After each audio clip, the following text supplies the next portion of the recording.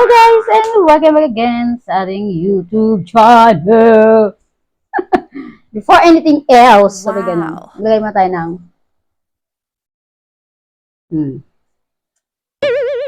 available ito guys sa ating Yellow Basket sa ating TikTok account. Ang ating vitamin C serum. So, gusto nyo, just go to my TikTok account and my Yellow Basket. I-upload ko ito guys.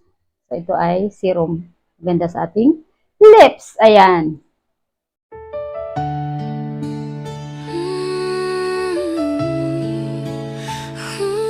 Worth to wait.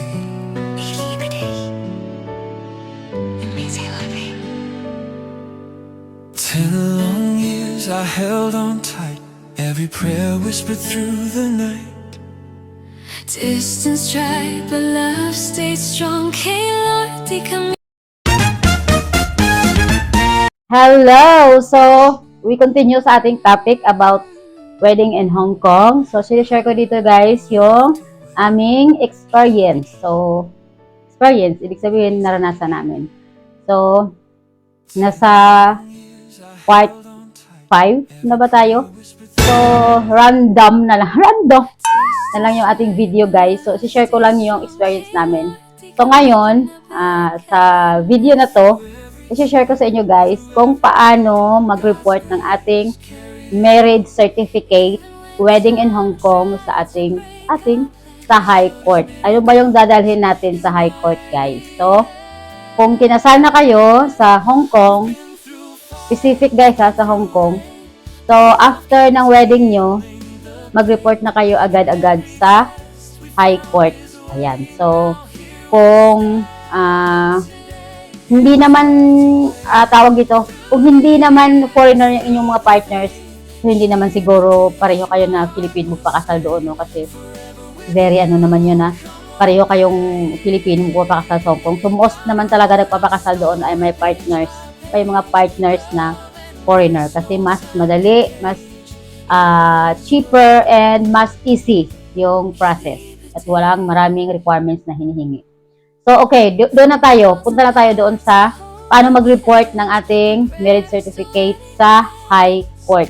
Ayan. So, una-una guys, sa mga hindi pa nag-subscribe sa ating YouTube channel, please subscribe, like, share, comment, and don't forget to hit the notification bell para updated kayo sa ating mga sunod na mga vlogs. Share natin dito yung ating experience about LDR, kasal sa Hong Kong, about foreign partners, paano mag-survive sa LDR, at iba pa. Sabay ganun, ayan.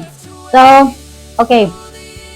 Kung halimbawa yung schedule ng kasal nyo ay morning, 10:30 or 11 or onwards, hindi siya hapon.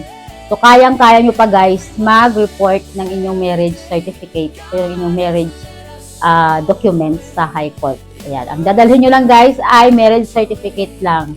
Yon lang. Passport, maybe tanongin nila, pero sa amin hindi na. Yun lang talaga ang ilalagay nyo doon. So, pag pumunta na kayo doon sa High Court, alam nyo naman yung guys, malaking building yan. Kahit magtanong lang kayo dyan, alam na nila. At alam nyo, makikita nyo rin yan. Kasi before ng wedding nyo, papuntahin kayo sa registry para i-check, double check yung ating mga requirements na original. And then magsasign tayo doon at magsusumpa. Magsasabi na nila na makikita na natin doon yung building ng High Court. O search nyo sa internet kung talagang hindi nyo kabisado.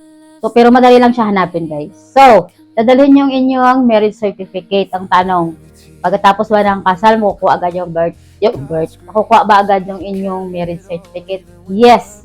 Nakukuha nyo agad guys. Pagkatapos nyo magpirma,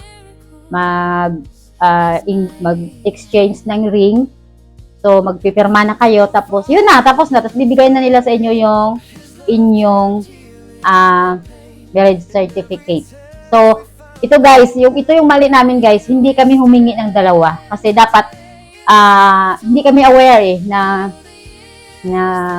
kailangan pala pwede rin pala na i-certified copy natin. O pwede tayo humingi ng dalawa, siguro may another payment, o hindi ko lang alam, pero pwede palang humingi ng dalawa guys. So ito guys, magandang balita to sa inyo ng mga hindi pa hindi pa nakasal or balak pa lang magpakasal, pwede kayo maghingi doon guys ng kopya para mayroon kayo original din. Kasi, kailangan kasi, meron ka ring nasa na kopya, meron din yung partner mo. Halimbawa, pagkatapos ng kasal nyo, alis na siya, uwi na sa bansa nila. So, uwi din ng Pilipinas o mag-stay pa kayo dito sa Pilipinas ng ilang buwan. At least, kung uuwi din siya, dalhin niya yung isang kopya, mayroon tayong dalang kopya. So, yun yung mali namin. So, hingi kayo guys ng dalawa. So, kahit mag-add pa kayo ng payment dyan, or anong sasabihin na sa inyo, worth pa rin yan kasi may hawak kayo. Okay, sa amin, isa lang guys, yung kopya na hindi kami aware. And then, pag magpunta rin kayo sa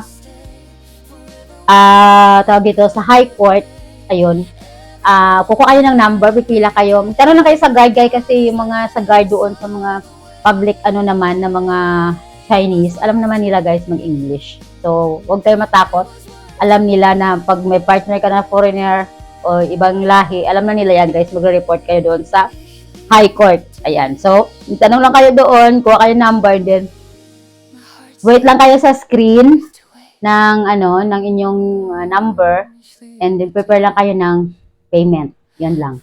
And then, ito pa, sa mga hindi pa nag-report o sa hindi pa nakasal o balak pa magpakasal, yung dalawa nyo na hiningi na marriage certificate, kasi may form doon na pipil upan nyo kung ilang kopya ang inyong gusto i-report. Diba? Itatakan. Kung sa atin kasi yung guys, yung report of marriage sa high court, yun yung parang apostille sa atin.